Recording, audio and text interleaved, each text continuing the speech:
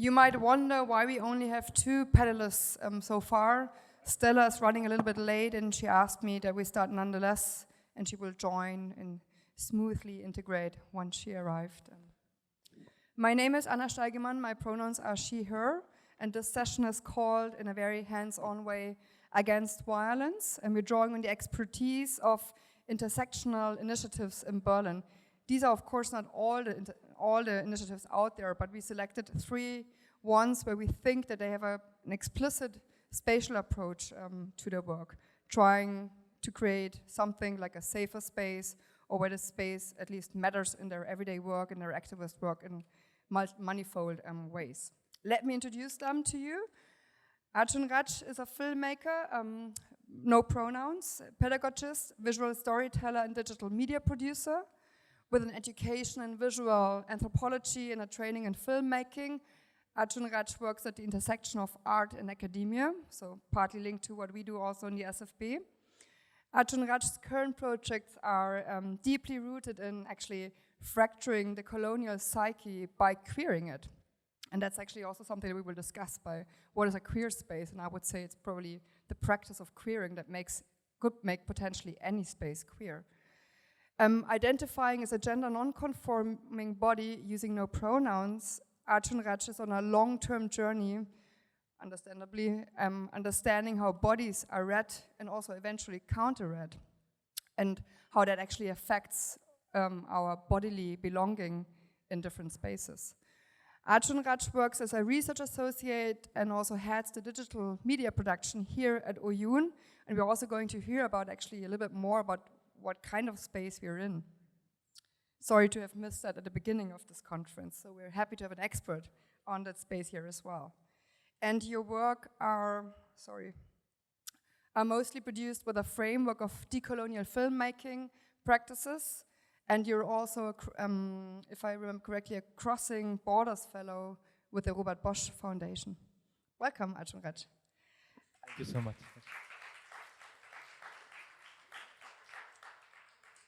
Even though we have 3 people sitting here, please keep in mind that all of them work very collectively, also in the format of organized collectives.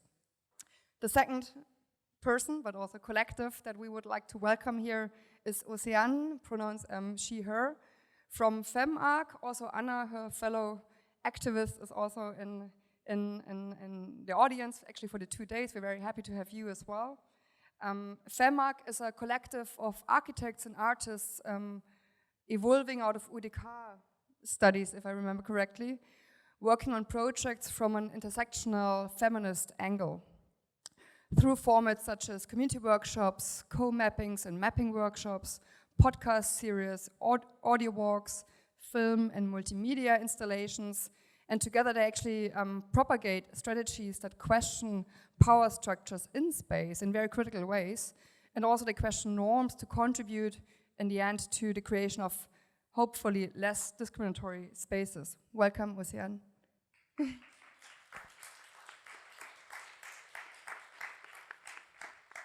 And the third person who will join us in hopefully 10 minutes is Stella, pronouns she, her, they, them.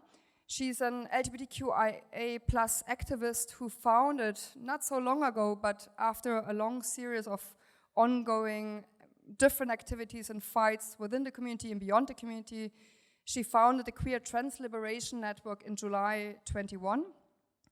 After having organized several demonstrations in the beginning of the founding phase last year, she's now actively working mostly on strengthening solidarity within the community, however we define it, by organizing free, and that's a new thing I would say for the Berlin scene that is at least depicted as a very heavily nightlife-based scene. Her focus is on free, non-party events and workshops, prioritizing trans people and BIPOC. Recently, the Queer Trans Liberation actually also organized the Queer Trans Liberation Summer Festival at Haus der Statistik, a model project close to Alexanderplatz, for those of you who don't know it, giving a free space, also free of charge, to more than 30 different queer trans individuals and collectives for their communities and community events, like very different types of activities, also very different groups within the queer community, ranging from from issues around neurodivergence, trans mask balls, weekly drag shows, but also like embodiment workshops, yoga health sessions, and so on and so forth. And Stella strongly believes that actually community building is the new activism. We're very much looking forward to her expertise once she arrives here as well. So let's start then, I would say. I would be very curious if, because it's an international conference, not all of the people are very familiar with the Berlin activism scene and activities, and also your own work. If you could tell us a little bit more about how you actually ended up doing the work you're doing, but also like what the aim is and what the concrete offers or activities, but also challenges are. Yes, first thank you for inviting and thank you for the amazing organization. It was really enjoyable to be there yesterday and today. Yeah, about our collective, maybe the story how we started is, like you mentioned, it is a bit interesting. We were all studying architecture here in Berlin, and I would say that we started as a sort of like counter initiative because there was, so we were studying architecture and there was always this usual really formal conferences organized, and they were mainly cis male white over 40, 50, and after a while and talking and exchanging, we're like this has to change, and somehow, okay, let's do it. Let's just like organize ourselves and start something. And that's how we started the collective. Basically, we didn't even think about, okay, we're gonna do other project, but we have to change the space that we're inhabiting. And I think that's something that kind of continued through how we work. And it was really this space of university, how can we change it since it's not addressing our needs or we don't feel represented. So that's mostly how we started. I would say that's a good way of how we worked. And then we, as you mentioned, we worked with different formats coming from, so we organized this conversation series, then podcast was like an extension for us, since like we thought, okay, we organize this, but it's one time, one temporality, but it would be nice to have something else that is there for more people in the internet. And then we started to work with audio walks, as you mentioned, and now our last project are more working with Berlin City Space. We all kind of left university progressively, so we started to focus and try to work now more in Berlin. Yes. And before we continue with you, I wanted to ask, like, if the formats are also, because it's a wide range of formats, if they're also kind of dependent on the space you're actually dealing with, but also the group of actors or the group of practices that actually these actors carry out in those spaces. Yeah, no, definitely. I think the whole thing is like a process, because I think at the beginning we didn't feel like, okay, we're gonna do projects, but more we're like addressing certain topics. And like throughout our evolutions, I would say also, I mean, we are all 5 architects, but I guess just one is actually working in an architecture office, so the others are diversely expanding the profession, let's say. But so I think it's a process, and I feel that now we really started to develop formats. Let's say when we worked with this audio walk, it was right, like a gallery asked us to do a city tour, like to say a tour guide, and then COVID happened, and then we couldn't actually go on the street. That's how we sort of adapt and say, okay, why not doing a sort of long podcast that everyone can text with their phone on the streets, because you were not allowed to, I think the maximum was 2 persons on the street in Berlin at that time. So it was a possibility of having a format that answers the needs of the moment, but also through people and share experience. I think the main thing with the audio walk was that if we cannot be together and exchange certain important information, how can we give us access to this and share different persons' perspective? I mean, I could go on this project, but I don't want to take the whole time. So, but yeah, I could expand. Thank you, Océane. Thank you so much for your kind introduction, and thank you for also introducing your work. I'm really privileged to share the space here, and maybe everything that I speak generally is also always at intersections, somewhere in between, things in between. So today also the story that I would share is something mine and something of Oyoun and somewhere in between. So Oyoun started somewhere like in early 2020. The big, I think, on the date when the world shut down. So it's a pandemic baby. Not the best time to start a culture space, no.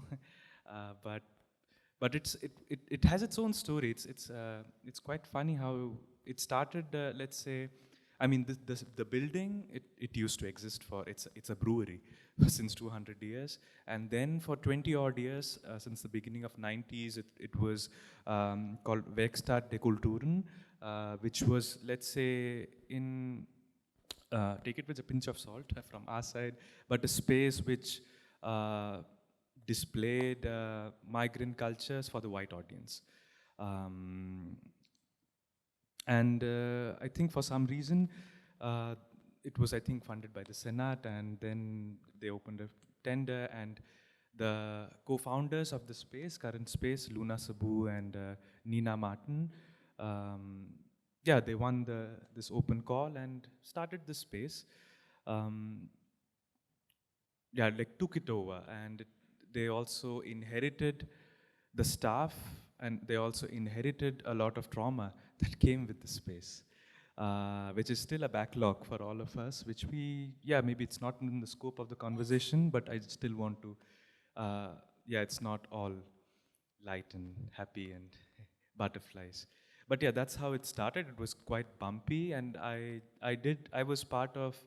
joined like a month later, like in the early team. So that's like where it began, and now, I mean, for us, the biggest asset is the space. I mean, I don't know if you all have taken a round of the space. It's huge, and to be not able to share that with the community. We'll come back to the word community because it's super loaded. But yeah, not able to share that was something we didn't know what to do. That also gave me my job, to be honest. That's where I came in, the digital front. And culture started happening digitally. So here they were, like the co-founders and the team who wanted to have the space and share everybody, and there you are, now what? Now let's open digitally. And this is where we'll also maybe talk later more about the space. It's not just here, but we also have a digital community and a digital world. And all these yeah, temporalities we talk about, safe and brave, and spaces are also existing digitally that Oyoun facilitates, let's say. This is briefly it, but values-wise, I would say intersectionality or the perspectives of intersectional struggles is everywhere. You know, that's what we try to bring forth. We try to aspire to. We call ourselves decolonial, queer feminist, bringing migrant perspectives, and class critical. All the buzzwords you can imagine. We are trying to.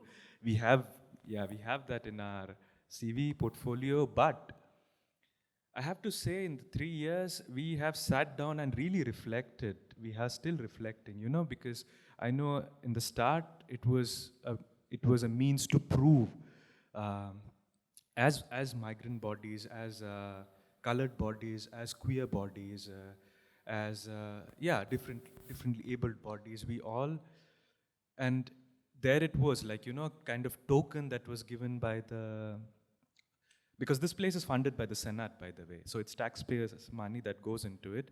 Not for projects. It's not institutionally funded, which is also, again, the politics of it. But just for the staff funding it facilitates, which also is not enough. But we apply for, you know, funding like all of us. That's the same cycle. And we have been fortunate to, it's almost 35% of, you know, turnover of funding that we have. And from a team of 10, 20 people, we are a team of 50 people with almost 45,000 guests in a year. But yeah, coming back to the reflection of who we are, what we do, is an ongoing process, and to really sit with the buzzwords and the load it comes with, the responsibility it comes with, and to also reflect who we are and what we want to do without getting completely burnt out is what we are doing these days. Yeah. Thank you, arjunraj. I would actually like to continue with the buzzword of community. Since this is a community space, but for multiple communities, some of which are intersecting, some of which might be mutually exclusive. And I can see how your intersectional approach is actually mirrored in sometimes the design and the use of space, in your hiring practices, the way you curate the space, the way you design the activities and the workshops, how you reach out. And you did a tremendous work throughout the pandemic in trying to stay in touch with the communities in a digital way, in a very innovative way, I think, as well. So maybe you can talk a little bit more about the community approach, your notion of community, but also what kind of communities actually come together or don't want to come together in this space. Yeah, thank you for asking that. Because it reminds me of this video that one of the first projects that I produced also here it was titled, "What Does Community Mean to You?" Right? And us, not just the staff, and also the extended Oyoun family, artists, and all came together and started discussing what community means. It was also a reflection, a meditation, but now looking back, it feels so,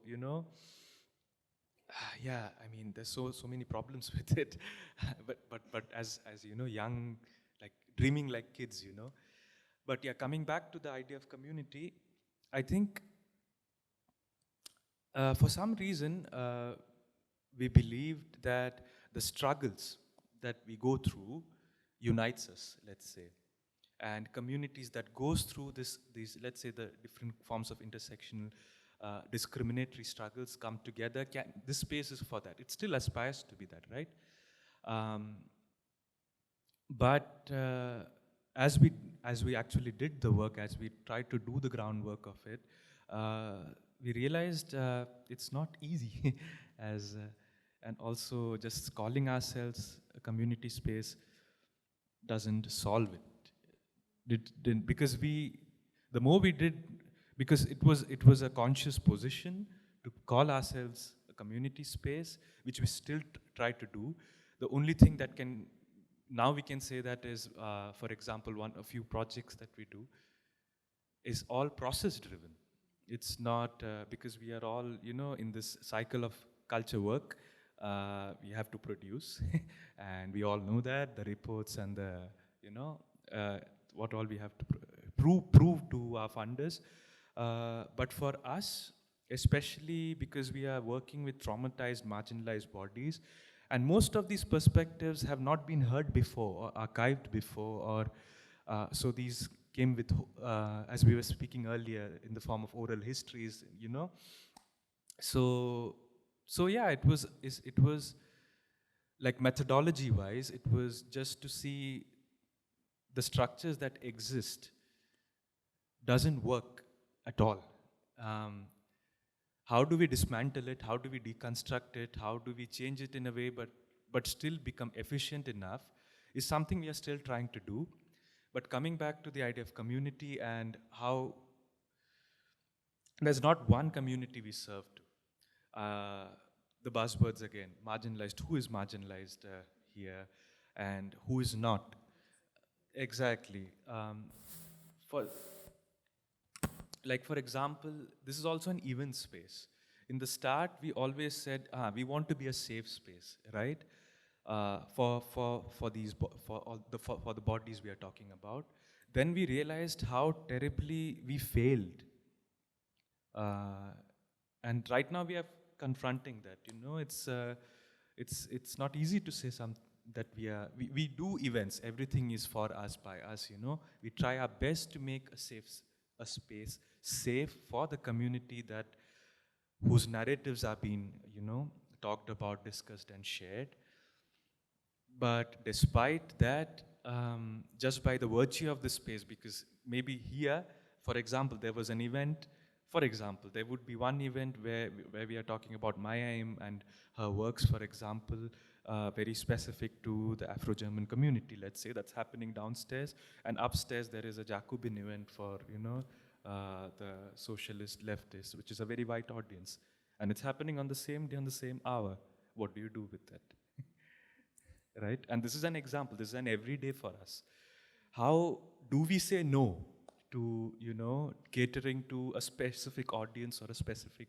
We have tried that also, and it has come with its own controversy. I don't have to say, name it, it's out there in the public, because the right-wing media loves us, to bash us, Which brings back to something that a friend of mine shared during a smoke break, that this space is very special, because in Berlin you can hardly find a space this huge which caters to these perspectives.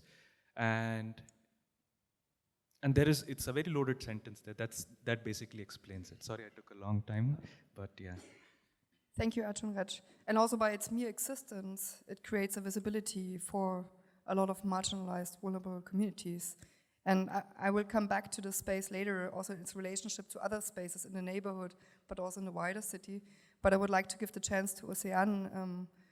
What kind of communities are you working with, or what's the community notion? And also, what kind of spatial needs do the communities, if you work together with communities, have? And how do you actually address that in your work? Yeah. No, I think I can talk a bit about the project which just started this summer. And so basically, the project is called Ich bau auch. And so we started with this question of why from let's say, okay, we're not academics, so we didn't do a study on this, but we felt like this is interesting, because if you go on the playground or in the city, and we work in Neukölln, North Neukölln, why the female use, or let's say we can put it up to Flinta, I don't know how you translate Flinta actually in English, Flinta, is disappearing at the teenage, or you don't really see them that much in the public space. And I think this is an issue that has been addressed also in the previous, so it was really interesting to get an input on this. What is happening, and where are they? And what would happen if we could include their voices in planning, or so that was this broad idea, but then to start a project like this and I think I really agree with what you said, with the idea of community and time. You cannot come with the funding, come for 1 month, and you say, okay, we're gonna do community work for 1 month, and we do something, and then we go away.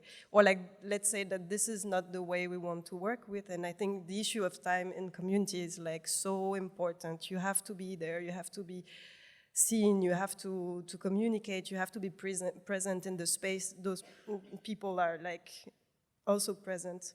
So we started with a, let's say, really intense period in the summer, over 1 week, doing a lot of programs, but mainly setting us up in the space with a huge table, a huge pink table, and being really visible in the space. And we offered some programs. We called it a workshop, and there was a big table and a lot of features on it, or you could just come and sit down. There was also some program for dance in the city. And I think the whole idea was also to just trigger an interface with youth and addressing them, but still come into, we're talking about intersectionality, and I think even we as architects, educated architects coming into that place, and okay, some of us live there, but still we have to reflect that we're coming there, and it's not just because we're sitting at a table and we have fancy stuff that people would come and talk with us. So there was, it was a trying and going. We just tried stuff. We noticed that at some point, this space where we were maybe didn't make sense. So we went out onto some market stalls, or we were in touch with some female youth communities or associations that are also active in this neighborhood. And so trying to reflect on okay, what are we doing wrong, and testing out. And I think that was an important step to say, hey, we have those 1 week, some days there's no one coming because, everyone has stuff going on, but but it's fine. Maybe we need to take it slow and to get time and to get in touch with this community. And this is like one project that is now coming back to this like time and funding stuff. We have 1 year, which is also a really good time, or like I see it as a good time to start something. And also to say there's no product, like we don't have to produce, we don't have to say, okay, at the end of the day, we come and we say, okay, this is how you should plan the city if you want to make it good for a certain community, but let's say open a dialogue. And I think for us, the most important is to start to understand their perspective. And it was really nice to have this, like those hints during the work with them. They would say, okay, you're down there, we're up there. Like this sort of like understanding of the neighborhoods were like actually immensely helping us to just understand how they do see it, and maybe how we're like those people from these places, but there is other people from other, I mean, like the whole geography of the neighborhood from a certain community is definitely interesting. So this is just, we just started, so this is ongoing. But yeah, I really reflect a lot about the idea of time, community, and like, yeah, this is really important. Also in order to avoid co-optation of claiming that you actually do community work and working with communities, but in the end, you're just using their knowledge or the collaboration itself for your own work, which is what many, many architects actually do. And then questions about how you enter and how you leave, if it's very technical terms, but so collaboration actually takes more than that. That brings me to the next question. We live in a city that is increasingly financialized, gentrified. Despite the myth that Berlin is a very libertarian, queer-friendly city, there's transphobic and homophobic and misogynist attacks on a day-to-day level, and where space is very scarce.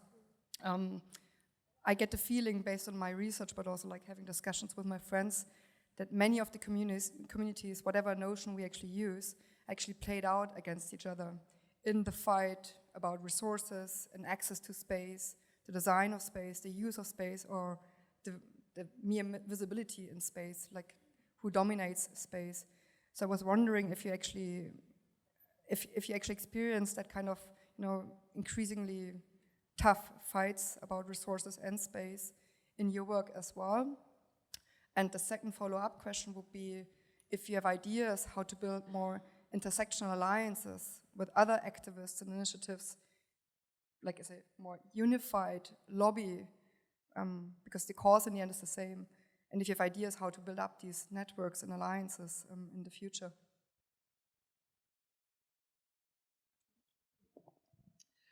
Thank you for bringing that out, because which a word like that also brings the idea of conflict, right?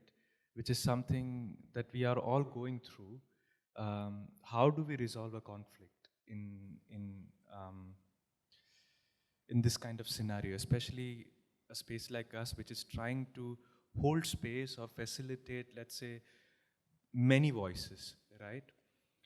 There's one aspect to it, how can we make sure that the nuances of each voices, because there is this notion, it's also a very white notion that there is a singular BPOP narrative or something like that, or there is a singular queer narrative, there is a singular trans narrative, and we all know, or we don't know, that's not that's not the case, right?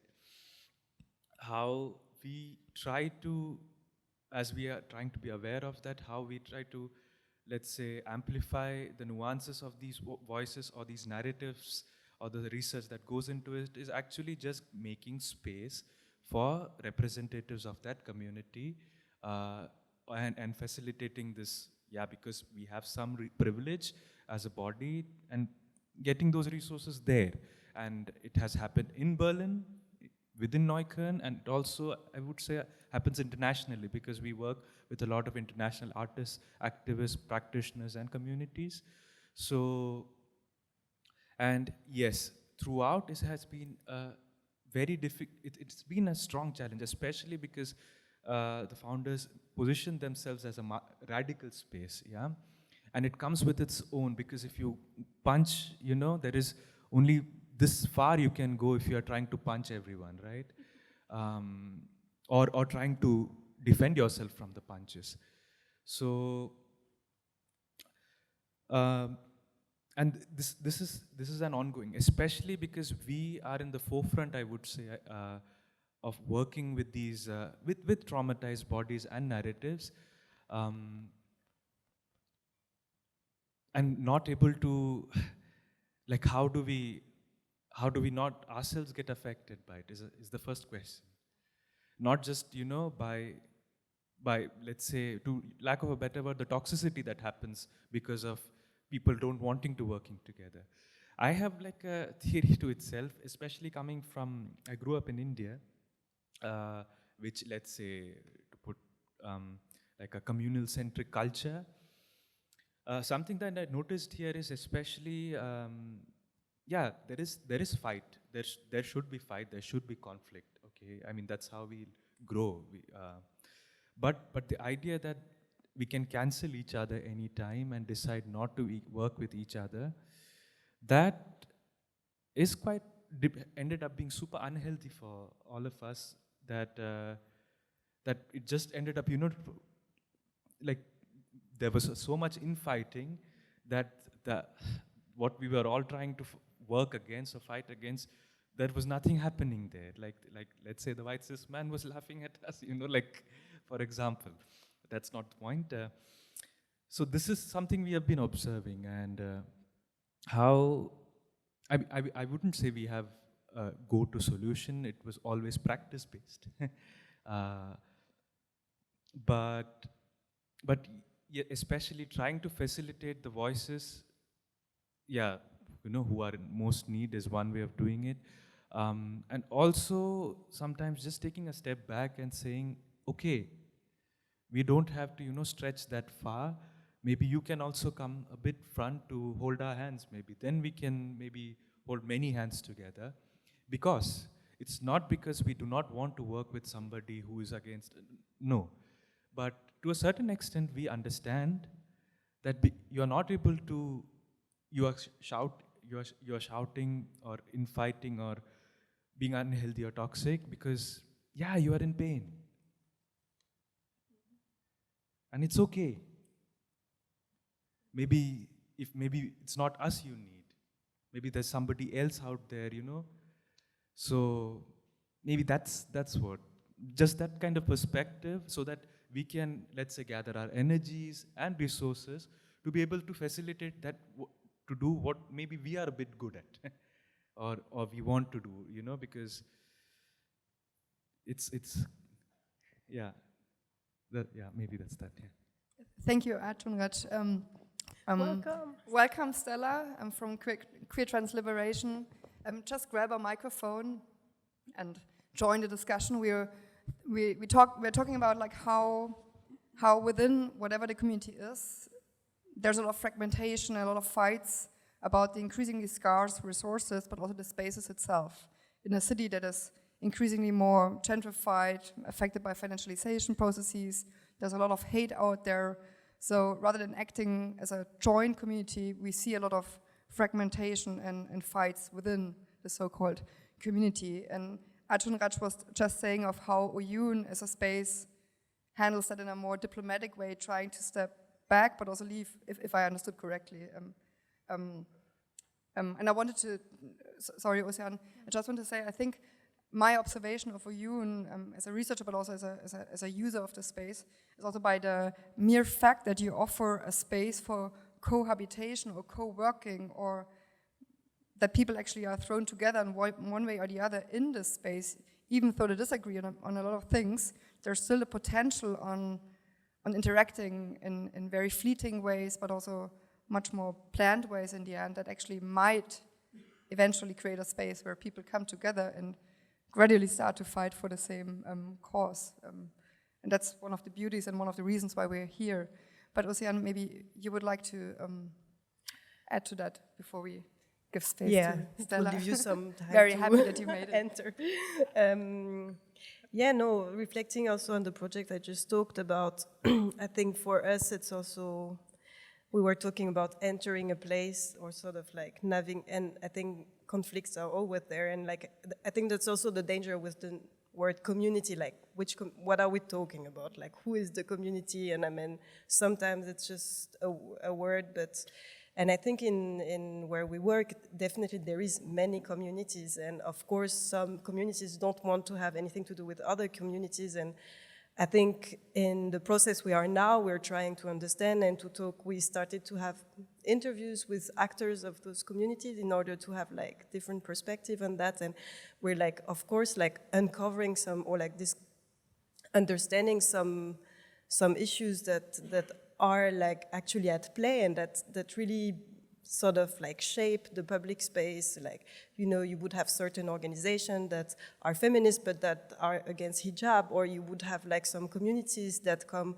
that sort of have the same migration background but still like are not from the same region and that don't want to have anything to do with each other. So the communities, but I would say that conflicts are something that is not, as you said, like not always bad. I think it's there, and it's just, yeah, you have to, or like, let's say as a practitioner, or like when you intend to do this kind of work, you have to navigate them. And I think the most important thing is to be aware of it, and like to be able to like navigate them in a sensitive way. And I think that's what we're trying to do, and like trying to be conscious about, even us as being there, like what do we do, like what privilege do we bring in, and what possibilities do we have. And I mean, having those fundings and like then cooperating with some other association that has less funding is like, okay, how do we manage this? We have money, you have less, how can we find ways of like making something out of like what we can take from one side to give it to another side? And it's always a bit of a balance act. Yeah, I mean, pooling resources is one of the benefits of building alliances, right? Stella, also maybe to give you the chance to introduce, I mean, I introduced you without you being here. I'm very sorry for that. But maybe to give you the chance to talk a little bit about your work, or the queer trans liberation work, but also why you actually decided to work more non-party based, like more, you know, like daytime workshops, and activities, also has partly to do with the nightlife joins space, right? How the space is in terms of power relations, but also like who dominates these spaces, also the activities that take place in those clubs. And maybe you can talk a little bit about that, but like why this shift in space to and other formats as well of queer trans liberation. Okay. So first of all, sorry, I was at work, so that's why I'm late. Sorry for this. So I need to introduce myself, right? Again? I mean, I can. Okay, that's fine. So basically, I'm Stella, she, her. I created the queer trans liberation movement like a year ago after some queerphobic, transphobic incidents, included with the police, but also with let's say people walking at a club. We organized 2 demonstrations, one in front of the police station, one in front of the club commission. The thing is, quickly, we decided to shift this activism, typical activism, through demonstration, through community building, because my thinking was,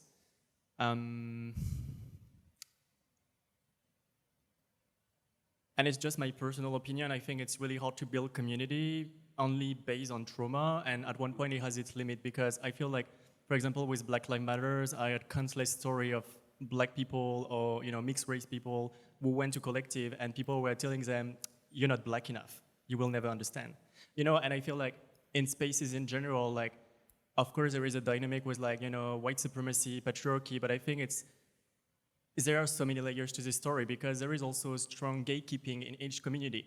Like, you will never be black enough, you will never be trans enough, like, you will never be woman enough, you know, like, it just never ends, and it's a little bit towering that you have, in every community, you have a power dynamic. Even in communities that would think are super marginalized, there is always a power dynamic, right? And like, some people, like, they will take advantage of it.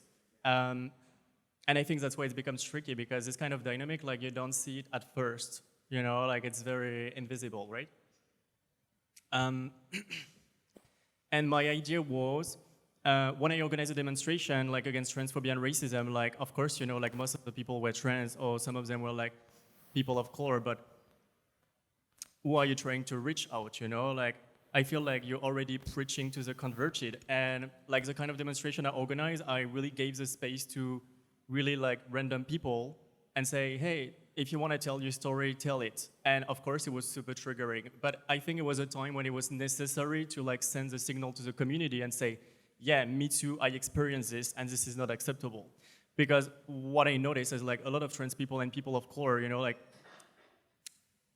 for some of them, like the violence is really daily, and they come to that point where like they don't even leave the place anymore, you know? Because, I mean, especially like in some area of Berlin, you cannot escape it. Like you will experience violence, right? And my idea was like, okay, how can we bring back those people in society? Like, because the thing is like, you can organize a demonstration, but then like nobody's gonna talk to you. Like you're not gonna make friends at a demonstration. You go to the demonstration and then you go home and you're even more depressed than you were before, because, you know, like it's always the same bullshit. Like, yeah, you know, this is like this, nothing's gonna change, blah, blah, blah.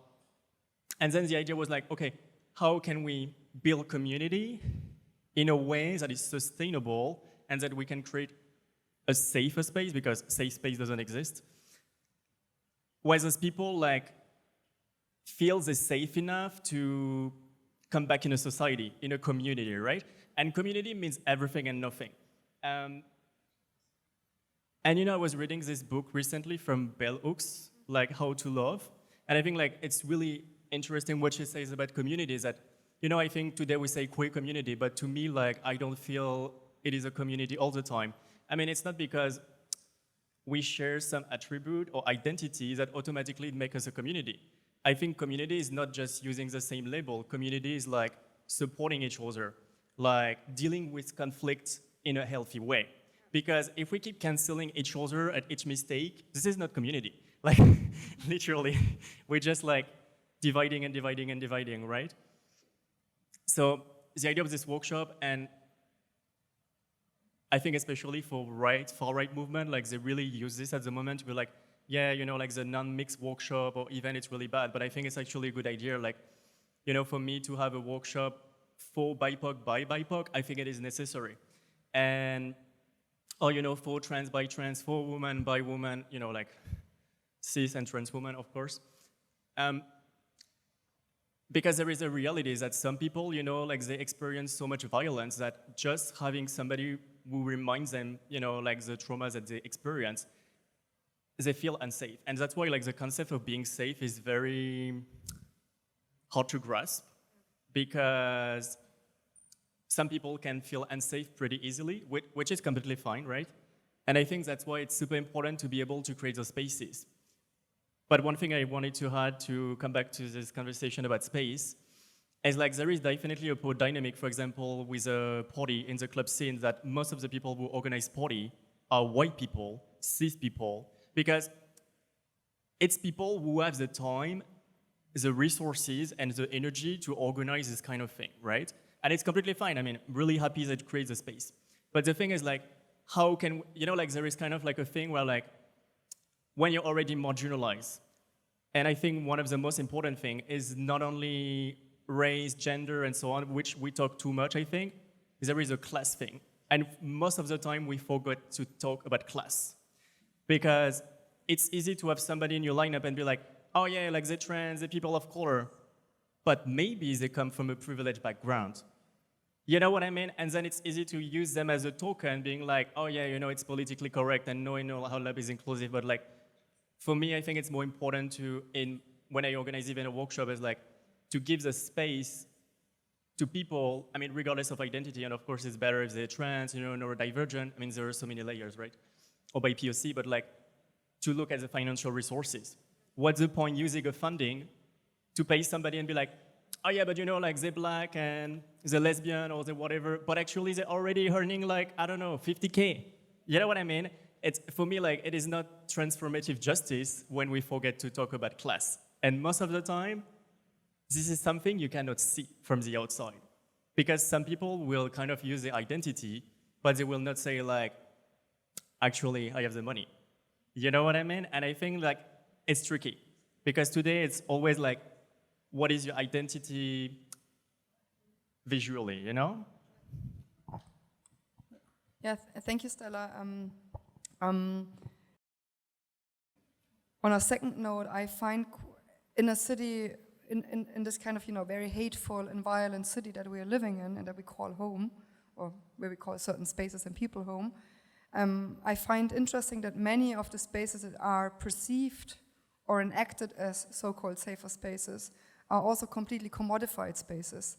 That links back to questions of class.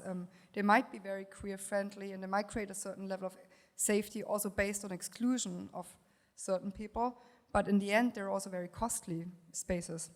So I would like to ask to all of you how you actually address this class dimension when we talk about intersectional work to create a space that is in terms of like accessibility, that is accessible across all groups, but in a very low threshold or non-costly way.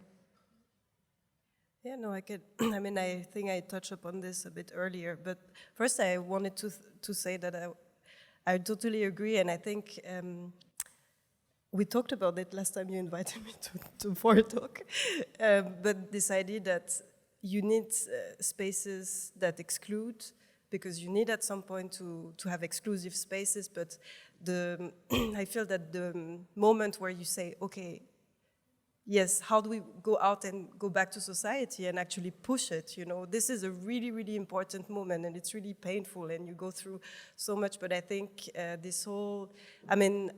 it's interesting to me in terms of space as well as when you say, okay, a space is not, I'm an architect, so maybe it's subversive to say like a space is just not 4 walls and a roof, but maybe like it's something else, and it's actually power relations, like what is happening in between people, and I think what you addressed is really important, and maybe coming back to what you said about this issue of class, that's exactly what we sort of experienced during the project we started.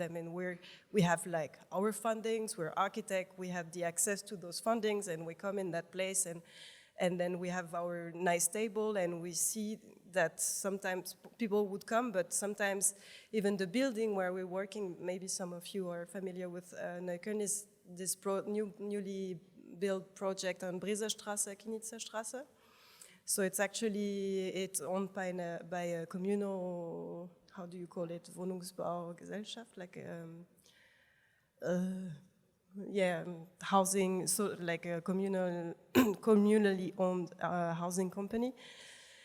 But it has a language that is quite close to like property housing. It's really nice flat, but if you look at it from outside, and I think that's also something that people could feel from the neighborhood, that is mostly also social housing, that they always, they thought already, oh, this is just like another super expensive housing where just this kind of people are living. So, and we, as being part of that space, because we work with the ground floor space of a non-profit thing. We were in front of the building, but we associate ourselves with this building. So what does it mean for people to just come? And we could really feel that there was a sort of distance, and that how do you address and open up? And that's what we started to realize. We have to go in other spaces. Like, this won't work if we stay here.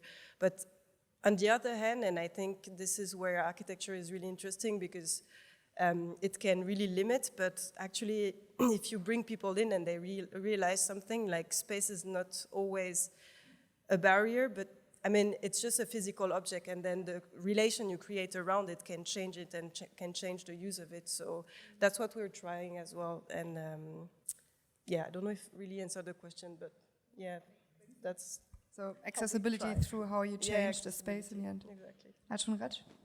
How do you address the class dimension, or how do you make your space, or trying to make it more accessible? Definitely. While not losing the safety aspects of it? Maybe I'll just open the bracket also to include the accessibility with class, because there's one more layer to it, is education, right? Who even has the vocabulary to speak about this kind of discourses and feel heard, right? Forget the funders, also amongst each other. The first thing that you learn, let's say as a first generation immigrant, is the buzzwords that you have to, because Foucault said, right, there are as many identities as there are discourses. So that's also an aspect of it, right? This kind of, how do we navigate that? I mean, because one way of looking at it is also this kind of cancer culture, who is able to afford it, right? Like coming back to what we were speaking about, who is able to afford it? And if somebody is able to afford it, at some point we just have to say, okay, you are able to stand by yourself as an island like the UK, so be it, right? But maybe we want, our values are different, we are looking for something else. And as I said earlier, whoever resonates with that, comes together with that, maybe we try to, not just to agree, but also to disagree. Also, we agree that we come together, it's gonna be not easy, we are gonna fight, we are gonna, throw plates at each other. Something Sarah Schulman also very interestingly shared in a talk, because it was so inspiring, because she shared from her, let's say, generation of activism, like, on whose shoulders a lot of us are still standing, right? In the West, at least, in the queer liberation movement from the, and she kept saying that in their times, there was a lot of infighting as well, so much, of course. But something she shared, but by the end of the day, they sat together. When it came to the real thing that was supposed to be done, everybody was in the room, almost. So this was something so twisted for, let's say, people like, who are especially working in the culture scene in Berlin, where we so are engrossed by this, everybody trying to cancel each other, not looking at each other in the eye. That's when we realized, okay, the whole onus is not just on us, it's on all of us, right? Of course, we share the power and privilege, some of us, depending on, of resources, as I said. And how do we share it? Of course, there are one pillar we do it is also through pedagogy, through teaching, through sharing what we have. We know the funding methodologies, we learned it from some other white fellows. Here we are, take it, and this is how you frame it. This is what they want. This is what, if you put it, you are gonna get it, for example. On the other way, we have, we work with a lot of body practitioners who do not have, let's say, the vocabulary to write that research paper, which a Humboldt Forum will look at to give you that 2,000 odd, euros for one performance. Do you need the money? Yes. Not just for you, for also to make space for your friends and your friends back, where you're rooted. You need that money from Humboldt Forum? Yes. We don't talk about that enough, right? Who can cancel it? Yes, please do it. You can afford to it, but who cannot? There's also a middle way of doing it. And we can do that. We can all do that, because something I just want to add a bit to it is philosophy is, coming from pedagogy of the oppressed, that, of course, the liberating education or the liberation will come from the oppressed. But it does not mean that it will only be for the oppressed, but it's going to be for everyone, right? So I guess it's just that realization we need to have at some point. Maybe just remind each other, hey, okay, but you know what the main thing is, so let's not forget that, something like that. Yeah, completely agree on that. And I mean, I could continue this discussion forever and ever, because I really enjoy listening to your expertises and your perspectives that really matter and that definitely need more visibility, and where more claiming space practices should evolve out of that as well. But I would also like to give the chance to my fellow guests in the audience, because I'm sure that they also have questions towards the three of you. If they're not too exhausted. If they're not too exhausted.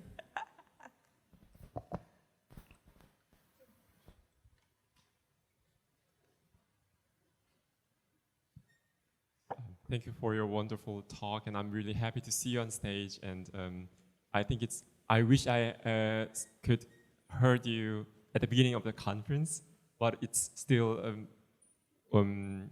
how can I say that?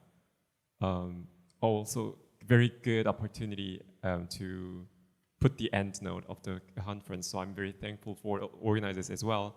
My question is, I just recently made the experience that I organized a writing workshop for queer Korean people in Berlin, and it was the first time that I organized something by myself to a little bit broader public. And then very soon I realized that it is an immense amount of work that I had to put into to create a safe space or a safer space.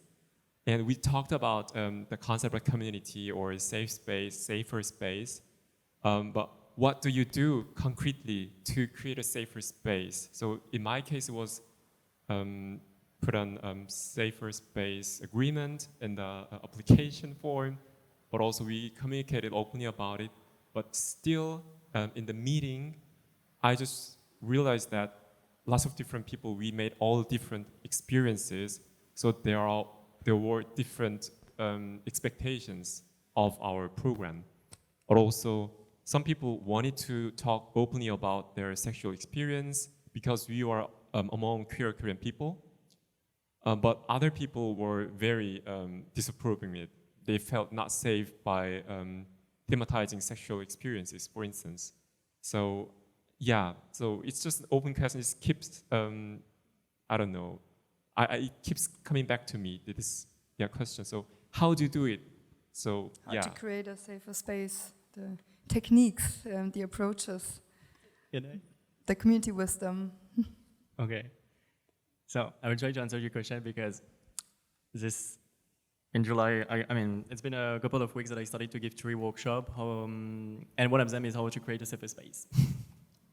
So to be honest with you, I don't have all the answers, and me too, I'm doing a lot of mistakes. And it happens that when I gave this workshop for the second time, somebody wrote me a letter, like literally, and told me like, hey, you know what, I felt so unsafe, blah, blah, blah.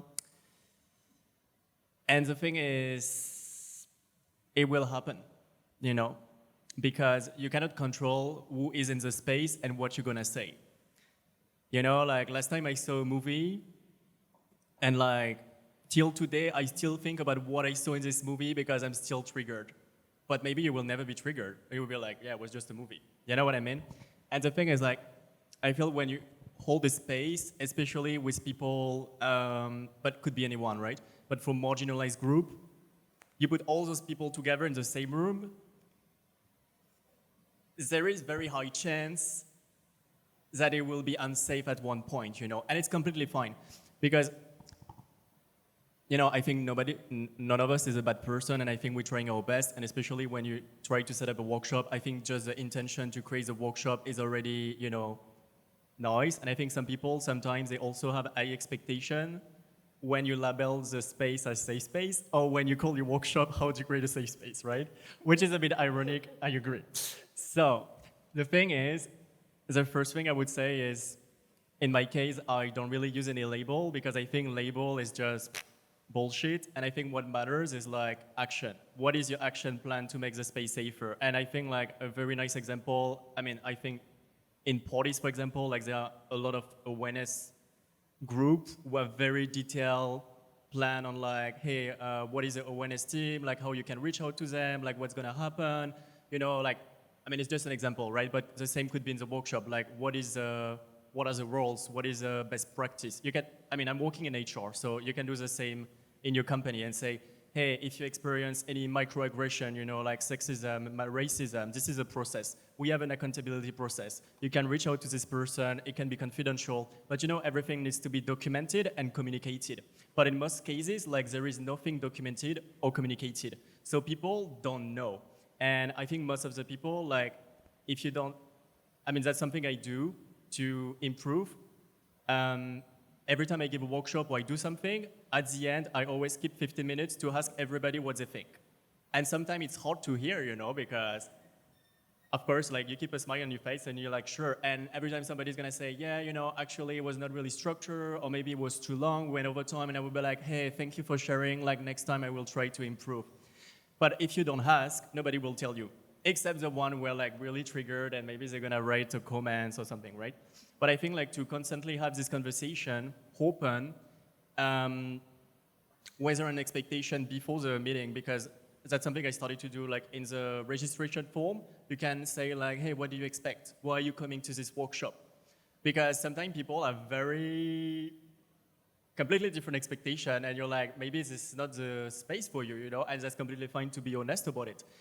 And also I think that's nice to be like, hey, we're gonna talk about this, there will be this trigger warning, like, because sometimes you don't communicate and people arrive at your space and they're like, if I knew, I wouldn't have come. And sometimes it's better to be transparent at the beginning, but to close, what I wanted to say is like, I think it's okay to make mistakes and you will make mistakes. But that's the beauty of it, you know? Every mistake, it's not a failure, it's an opportunity to make the space safer in the future. Thank you, Stella. Arjunraj, Océane, something you would like to add, like how you try to create a safer space? And the mistakes you probably also made, and from which you hopefully also learned, trying to do better the next time whenever you plan for new activities. I mean, I resonate with what Stella shared, and I mean, I would draw from, you know, the practices of the art practitioners we work with. Again, it starts with giving like a, you know, a closed door in the first place, giving like a physical space that a lot of the bodies do not have. And just say like, yeah, this is for you, and that itself goes really far, let's say, in with the few communities that we have worked with. Just to have a closed space where you have bodies identifying with, let's say, the similar struggles. And beyond that, techniques, I am not the best qualified to say that. But I have to say, it's a bit PR for one of the projects we are doing. We are actually trying to create, like, you know, what's the best word? Like, online archival space where all of these best practices will be shared. So this is a major, you know, something we are trying to do. Again, let's see. When that comes, I'm sure we will all have, you know, something to work with. Yeah, sorry. We'd be very curious and very thankful for that kind of archive of, right? Océane?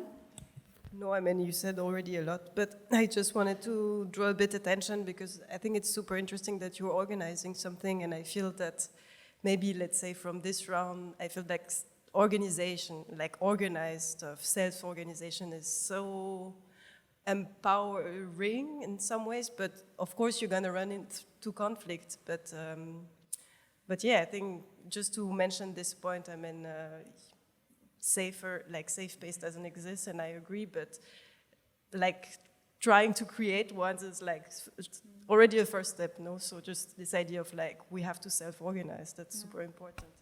As a normative aim, and trying to do that in a very multi-perspective way from the beginning, in a very intersectional way from the beginning, might help.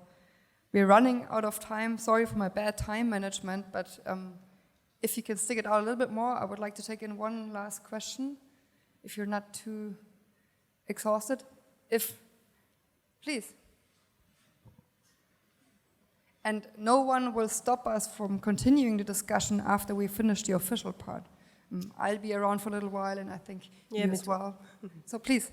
Thank you. I'm also really happy to have you here. And I have a question also coming from my own, let's say, politically active side. I'm in the BIPOC collective at the TU Berlin, and we're also in the AStA. And I feel like when you do such work, you always have to fight on like both sides. Like on one side, you fight to create community and to create safer spaces. But on the other side, you also always have to work with the other side, and that means rationalize your own position in society and explain where you're coming from and also why your work is needed. And I just wanted to know how you deal with this both, like really different, I feel like it's really different works actually. How do you deal with this somehow, work overload, I would even say, because it's really exhausting from my perspective.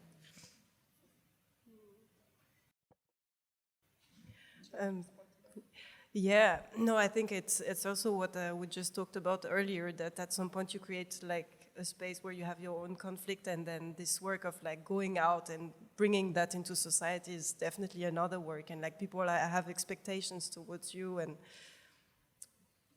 I don't know, like it really feels that I totally agree. We're all burned out, like this is a given, I feel. But yeah, but that's interesting. So you said you were part of ASTA? I didn't hear. Ah, okay.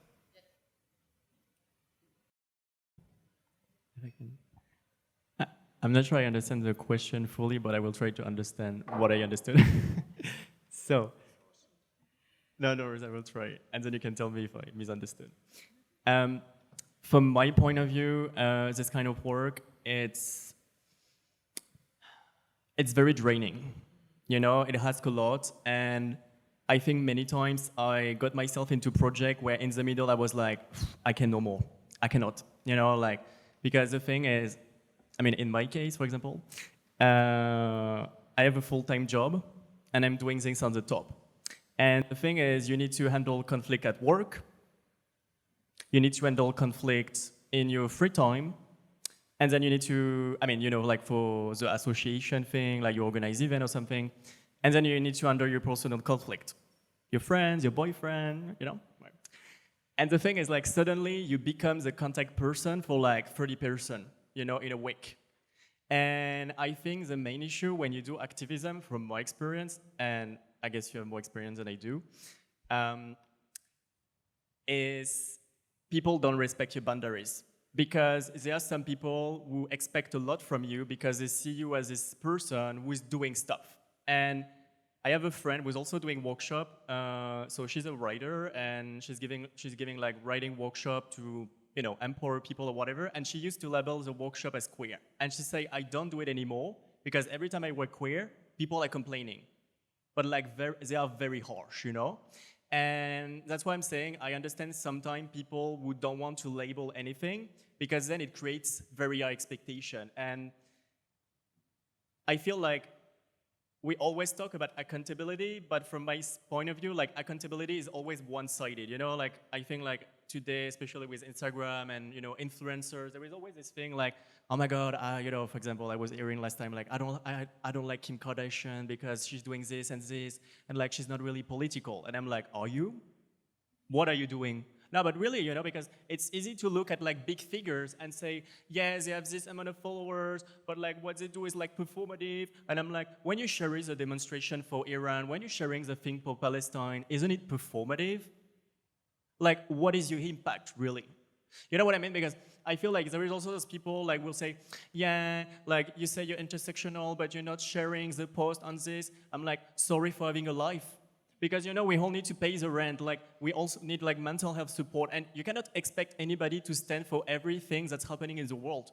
I mean, at one point, I'm saying, you know, like, whatever your identity is, if you don't have capacity and you want to keep capacity for yourself to focus on your mental health, like to work, to pay your fucking rent, then do it. You know what I mean? Like, and I think this is the main struggle when you do activism. Like, people are very harsh on you because they see you as this figure that you need to be held accountable for everything. And I'm like, hey, I'm just a human being, and so are you. So, you know, and I think that's what you mentioned quickly, but we always like this cancel culture, like belittle each other. And every time somebody's telling me something, you know, negative, I'm like, hey, if you think you can bring something, let's go for coffee. I'm more than happy.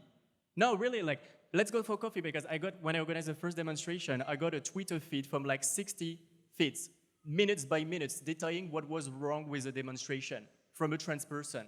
And then I say, if you have time to write a Twitter feed for like more than 3 hours, maybe you have time to go for coffee, because I'd love to have you in the team to do things.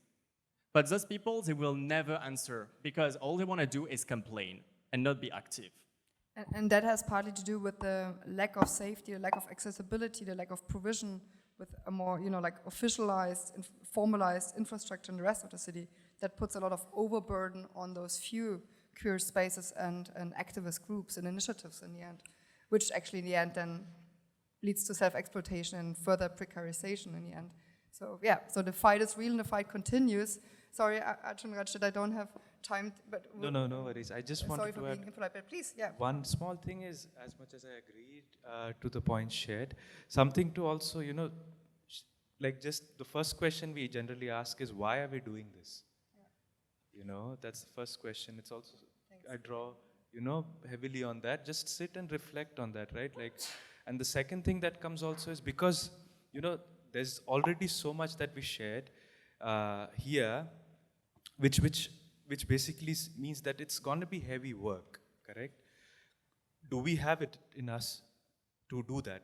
It doesn't mean that it should hinder us. It just gives us a reality check. This question is, okay, analogy I took is, are we here to punch, make that big blow, or are we here to be sustainable and reach that, Everest?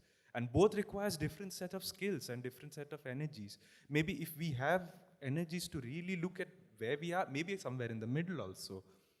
And then we can understand what tools or, what methodologies or what texts or what people we need. And that will actually come when we do share the best practices we have with each other. This is the textbook we have. What we are doing is not there, correct? Like it's an imagination, it's an act, we keep saying decolonization is a praxis in imagination.